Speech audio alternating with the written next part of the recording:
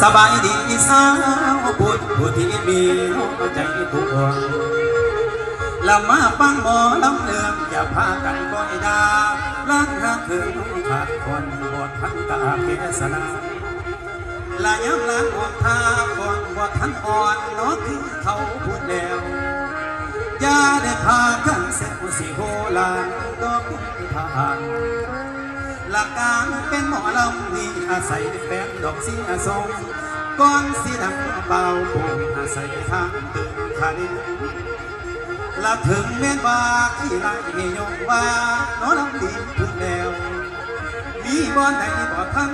ให้ทางเป็นดอกพุ่มเด่ขาดแห้งเสียก็คงแย่บ่มีทางสิดีเด่นขันบ่แทนน้อบ่ยงกับคงเกคู่สุด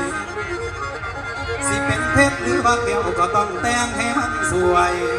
สุภาษิตผู้หันเหมือนเก่าเขาใครคนสิสวยงามได้อาศัยเขาดอกตกแต่งคือบ่อะไร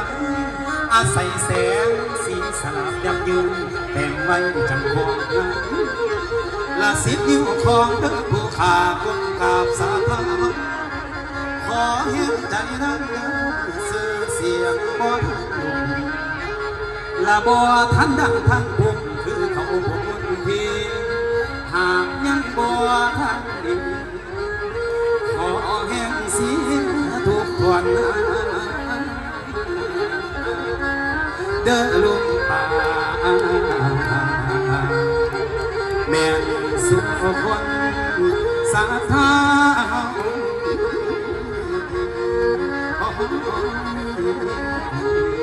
โอ้ย